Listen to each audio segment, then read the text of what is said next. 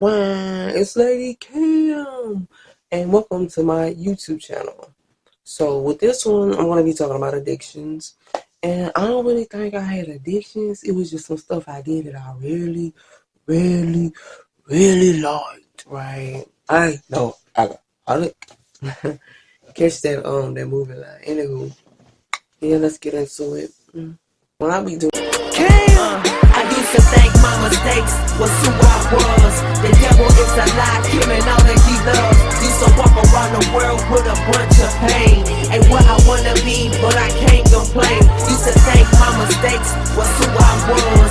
The devil is a lie, killing all that he loves. Used to walk around the world with a bunch of pain. Ain't what I wanna be, but I can't complain. You can't tell me that my God ain't real. I don't care how they feel. Yes, I got a testimony, cleanse me like he chlorophyll. Taste the fruit, no orange peel. Doing these testimony videos, I real life have to think back and who. So I remember it was this daycare, right? I remember this one time in band camp. So it was this daycare, and I remember one. I think it was the babysitter's. What's the babysitter's son? It might have been the son of the babysitter child. Or, it was somebody. And they led us on this little trail, but the trail was like in the back of the house that the daycare was in. So we had to like walk in line or whatever. So we was walking the line, and then we kind of got on line and just was walking together, playing, just kids being kids, right? And then on the ground there was this cigarette.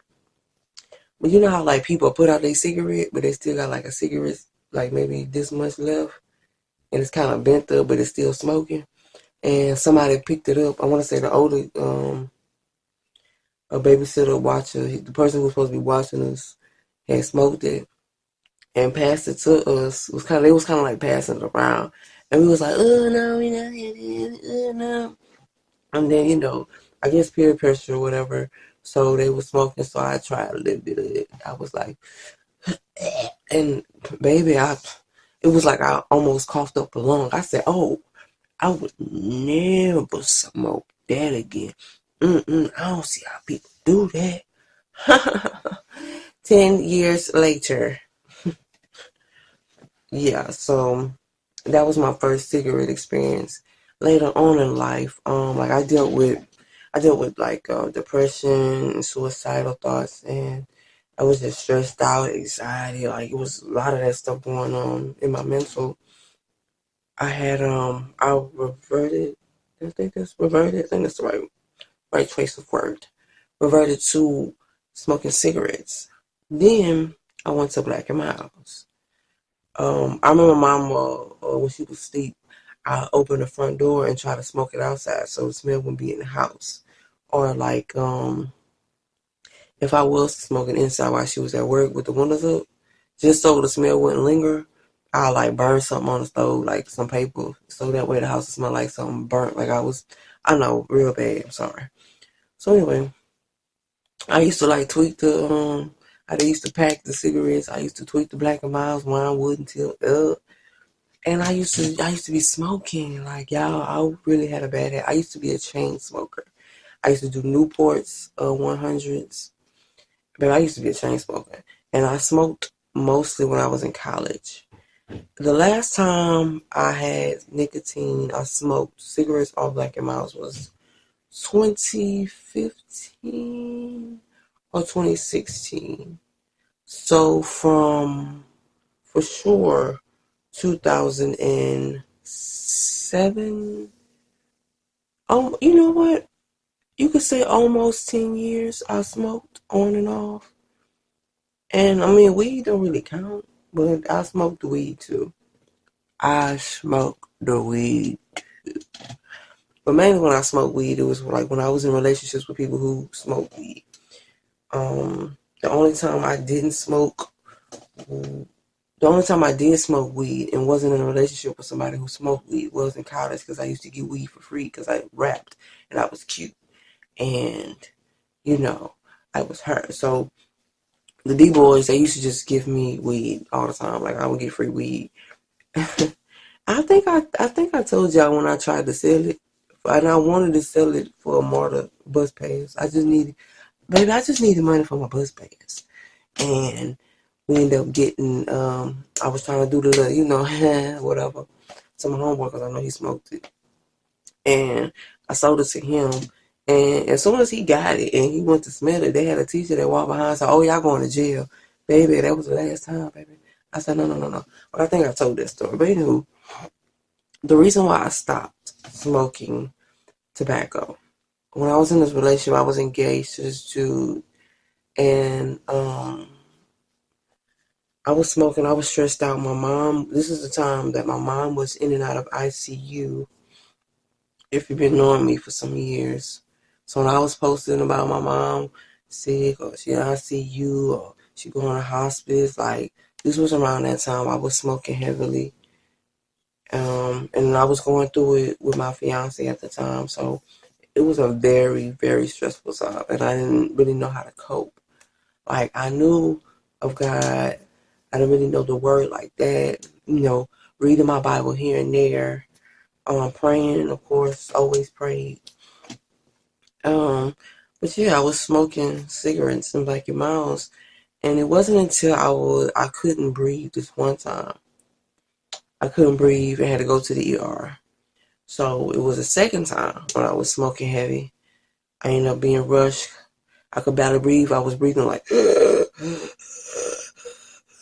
real life. I just could not breathe. And he rushed me to the ER again. This was my second time being rushed to the ER. And I was like, and this is when I found out I had acute bronchitis. And from the second time I was rushed to the ER, I just stopped cold turkey. Because I'm like, look, I ain't trying to die for that white man drug. I'd be like, man, you smoking that white man stick, man? Come on, man. So that was my tobacco experience. Now with weed, it's been a year since I done smoked weed.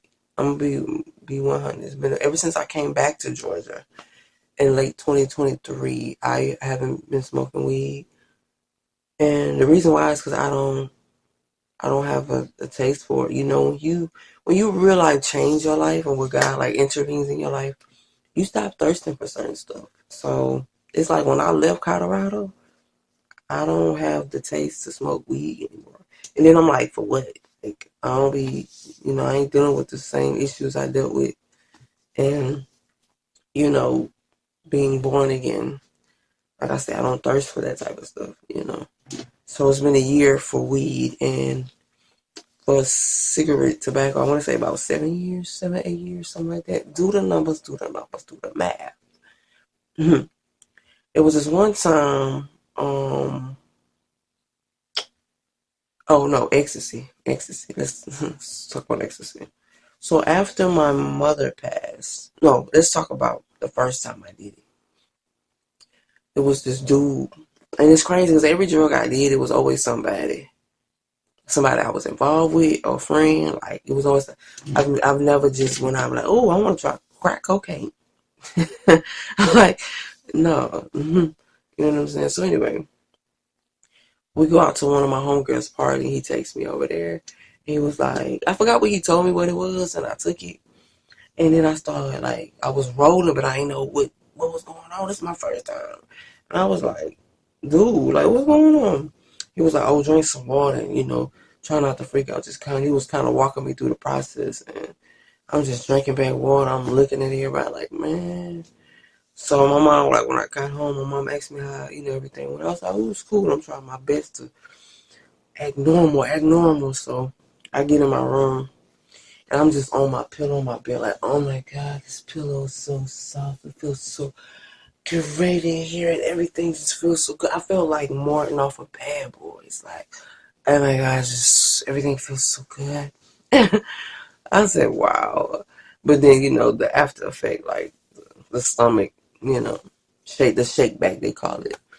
And I was on the toilet the next day, so I was like, I mean, it was alright. Nothing that I look for, but if it pop up, I might do it again. So years later, like I said, the area that I moved into, it was a popular drug.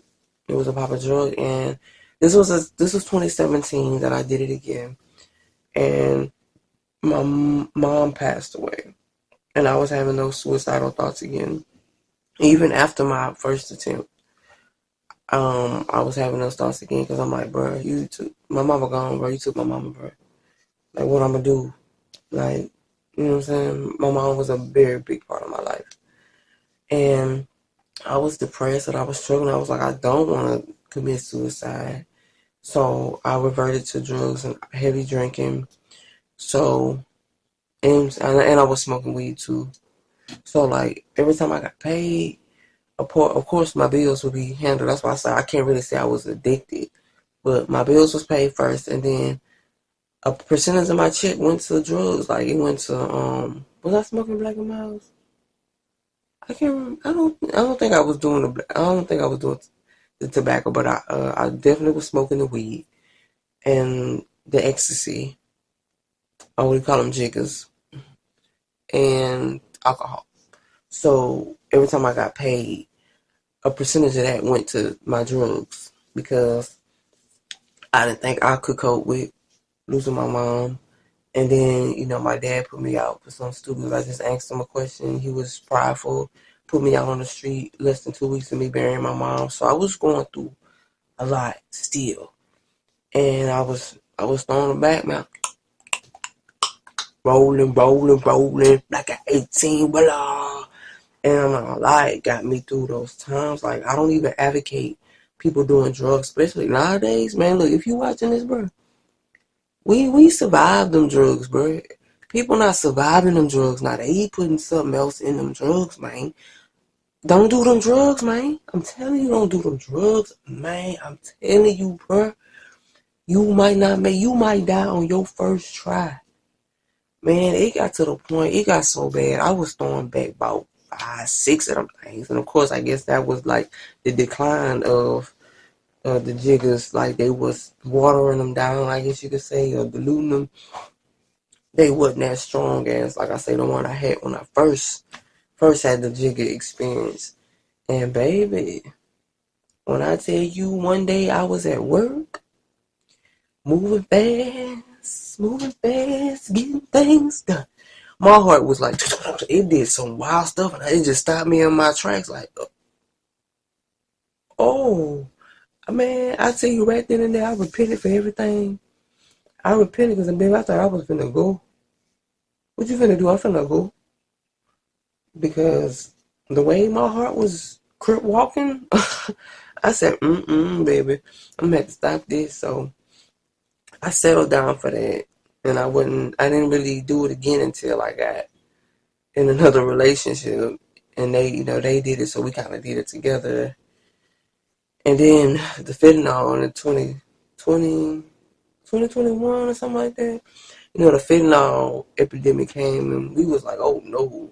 But then they went down there for vacay or whatever, and I didn't go with them.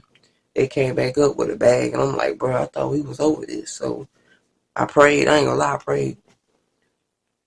Took some with that person, you know what I'm saying? But I was like, after that, I'm good. I didn't like how it felt.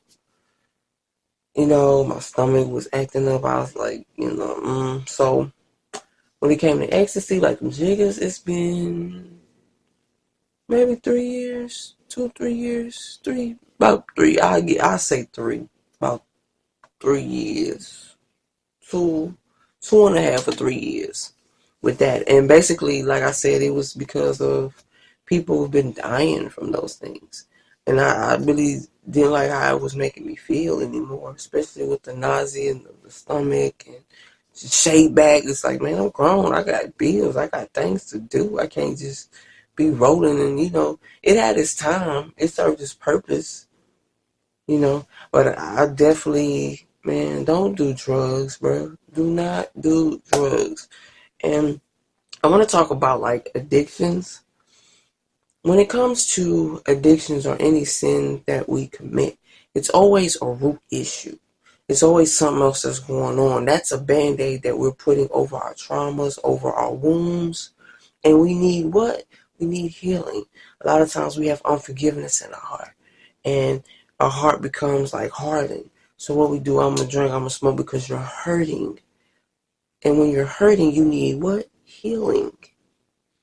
So when it comes to any type of addiction, coke, crack, any type of thing, the bottom line is that you need healing.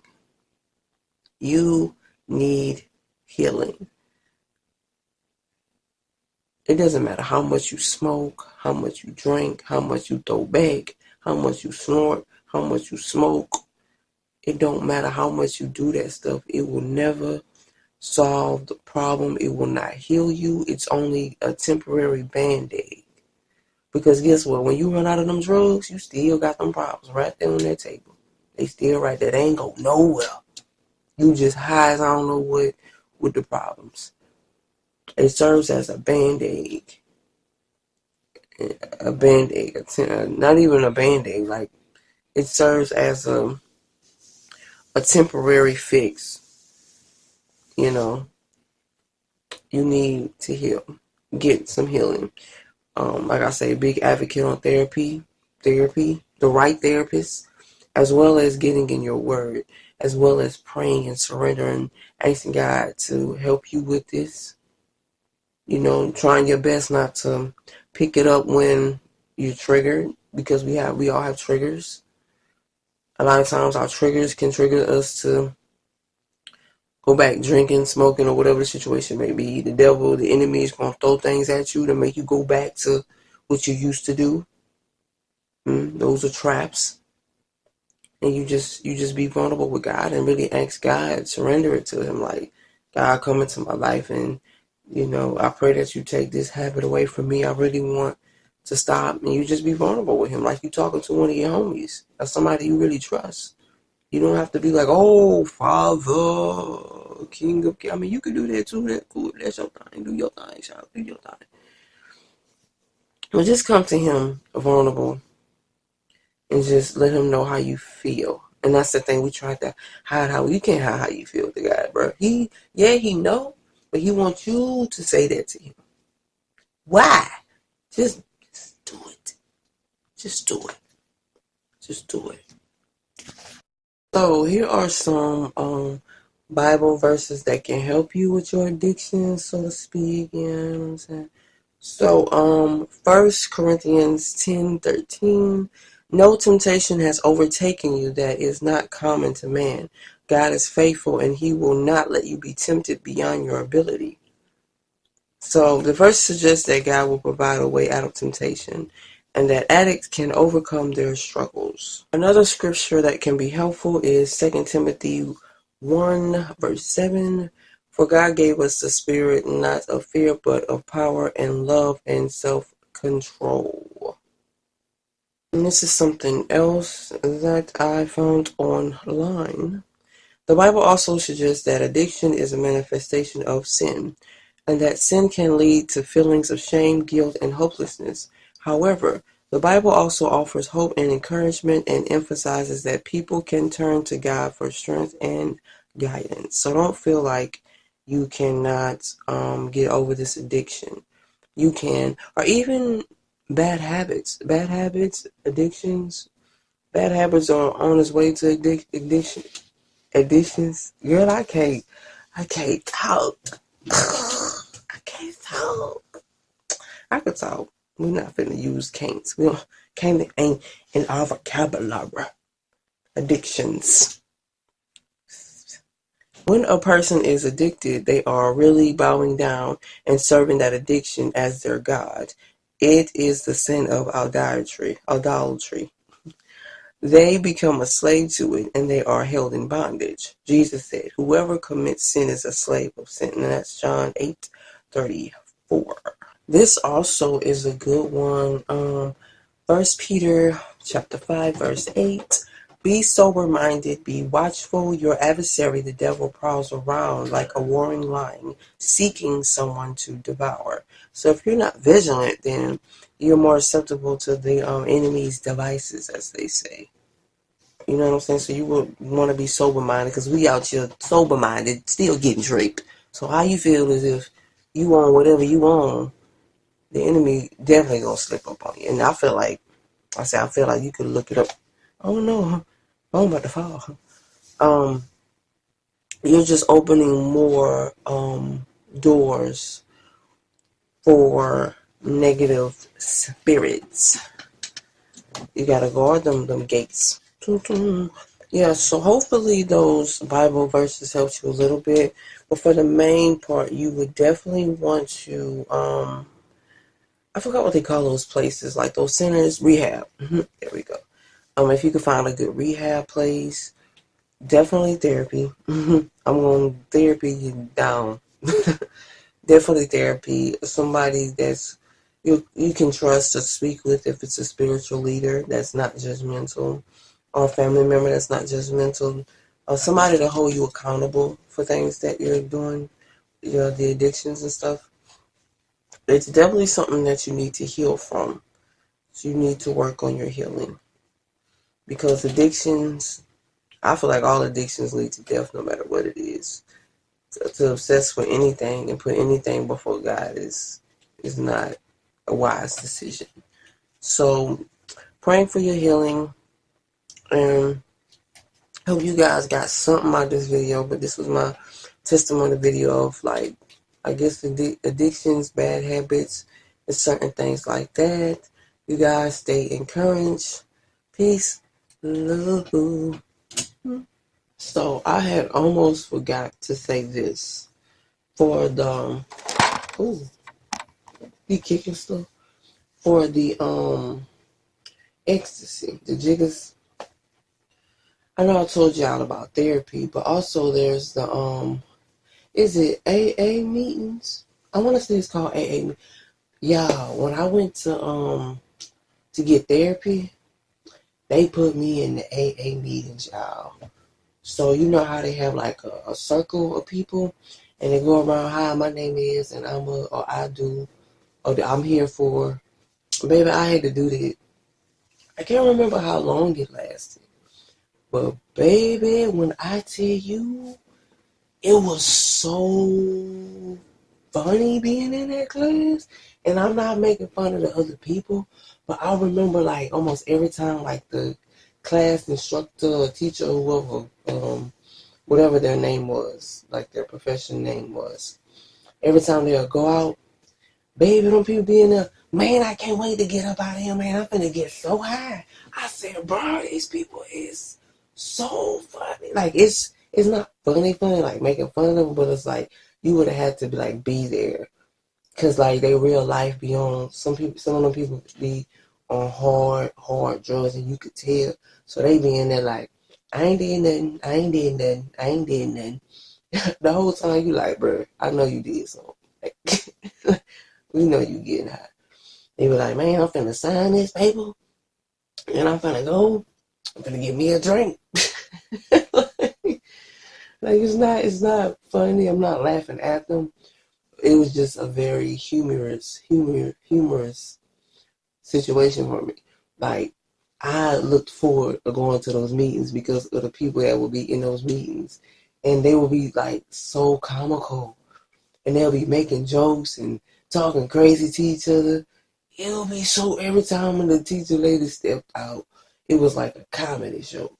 I said, man, I can't wait till my next AA meeting. But, so, like, they used to give us, like, homework and, like, pass out different worksheets for us to fill out and complete and things like that. And they would ask us questions and we would answer them, things like that. And, of course, we had the drug test. And, like I said, they put me in there because I went to seek for just therapy. And based upon what I was going through at that time, they put me in that program because I was doing jiggers or ecstasy, as you can, ecstasy. So they was like, they wanted to make sure that I was progressing and not doing drugs. So then they put me in that class. I so forgot about, I was in the AA. I was in AA, y'all. Can y'all believe I was in the AA, bro? Man, it was so crazy, but I really enjoyed those people, bro. They really put a smile on my face. I saw the beauty in the moment. But baby, I tell you, when them people used to step out, man, they used to cut up in class so bad. I said, oh, I can't wait till next week. It's gonna get lit. I really enjoy AA. But yeah, so I went to AA. So I encourage you. AA classes are great, but like, even though I said I was laughing and having fun, we was having fun, I also did learn some things in there, but I didn't really think that I was an addict per se. But like I say, I was doing it a lot, and they suggested me to go there. So, they basically put me in the class. It wasn't against my will, but at the same time, they were like, yeah, we're going to sign you up for this too. And the drug test, and of course my drug test came back clean because I wasn't doing it then. And that's my story about my AA. Man, God to drop something on you that you forgot or you buried. Baby, when I tell you the last 2 weeks, he just been dropping it on me. Oh yeah, talk about this. Don't forget this. Oh yeah, forgive this person. Man, for real, for real. That's what I be telling y'all, man. Y'all need to come to God for real, be vulnerable, and tell him where you at. Tell him where you at, bro. Confess that, bro. No secrets, no condemnation, man. For real. Them secrets is what get you. Them secrets is what get you, bro. Record your testimony and put it out. If you having issues with it, man, hit me up, bro. For real, hit me up. Hit your girl up.